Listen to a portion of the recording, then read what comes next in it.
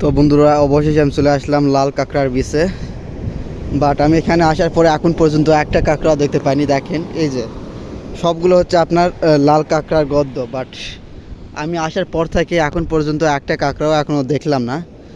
যেটাই হোক, এই যে এখান থেকে আপনার মাছ নিয়ে যাচ্ছে, মানে এটাতে করে আপনার মোটামুটি ওখান থেকে মাছ ধরলো আর কি। মাছ ধরার পরে এখানে আনে দেখেন যে মাছগুলো নিয়ে যাচ্ছে আর কি। এই যে বস্তায় করে মাছগুলো নিয়ে যাচ্ছে। তো সামুদ্রিক যে রূপচাঁদা আছে সেগুলো ধরতেছিল আর ধরে নিয়ে যাচ্ছে এগুলো। কিন্তু আমি একটা জিনিস ভাবতেছি, এটা হচ্ছে আপনার লাল কাঁকড়ার বীজ, আর এটা গুগল ম্যাপেও দেওয়া আছে। তো ওই কারণে আমি এই জায়গায় চলে আসলাম, কিন্তু আসে আমি এখন পর্যন্ত একটা লাল কাঁকড়াও দেখতে পেলাম না। এর কারণ আমি বুঝতেছি না, মানে কাঁকড়াগুলো গেল কই? অ্যাটলিস্ট তো দু একটা দেখার কথা, তাও আমি দেখতে পেলাম না।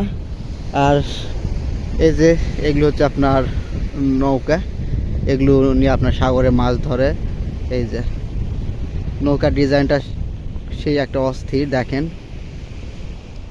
তো আমি এখন আছি বিচের উপর, কিন্তু আমি একটা জিনিস আবারও বলি, এই লাল কাঁকড়া, আমি লাল কাঁকড়া দেখার জন্য চলে আসলাম এত দূর, কিন্তু এখন পর্যন্ত কোনো লাল কাঁকড়া দেখতে পেলাম না। এই যে একটা গদ দেখা যায়,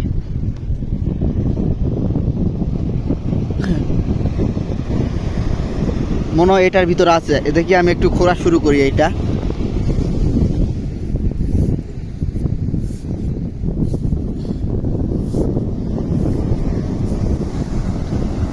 জানি না কতক্ষণ লাগবে খুঁড়তে,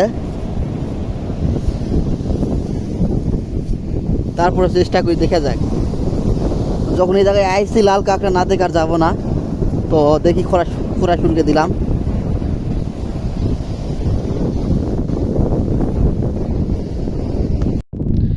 তো বন্ধুরা, অবশেষে আমি কাঁকড়া ধরে ফেলালাম। এই যে দেখেন, তো ওই যে এই গদ্যতে ছিল, আর এটা তেমন গভীর গদ্য ছিল না। তো আমি যখন এখান থেকে চলে যাচ্ছিলাম যে আমি জায়গায় আসার মেন কারণ ছিল আপনার কাঁকড়া ধরার জন্য। বাট এ জায়গায় আসে আমি কাঁকড়া ধরতে পারিনি, কারণ এ জায়গায় কাঁকড়ার পরিমাণ খুবই কম। তো যেটাই ধরতে যাই ওইটাই আপনার গদ্যের মধ্যে ঢুকে যাই, ধরতে পারিনি। তো হতাশ হয়ে যখন চলে যাচ্ছিলাম তখন একটা খেয়াল করি, তো গদ্য তেমন গভীর ছিল না, তো ওই কারণে ঘুরে বার করছি। আর দেখেন এদের চোখ দেখেন।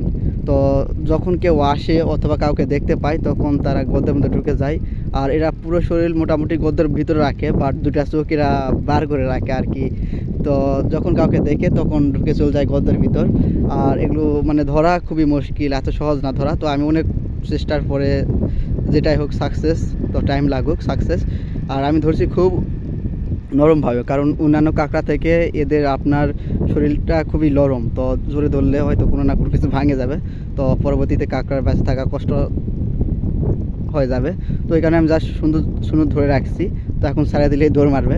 তো এই হলো কাঁকড়াটা। আসলে এটা দেখতে খুবই চমৎকার লাগে, কারণ দেখেন পুরো শরীর লাল, কাঁকড়াটার পুরো শরীর লাল দেখেন। আর এই যে দুইটা চোখ, খুব আকর্ষণীয় দুইটা চোখ দেখেন। এই হলো লাল কাঁকড়া, যেটা বিচে থাকে আর কি। বাট এ জায়গায় তুলনায় আপনার কুয়াকাটাতে অ্যাভেলেবল আছে, মানে অনেক বেশি কাঁকড়া, পুরা বিচ আপনার লাল হয়ে যায় কাঁকড়ায়। বাট কক্সবাজারে আমি 2বার আসছি এটা দিয়ে। তো কক্সবাজারে আমার কাছে মানে কাঁকড়া এটা তেমন ভালো লাগেনি, কারণ এখানে তেমন পরিমাণ কাঁকড়া নাই।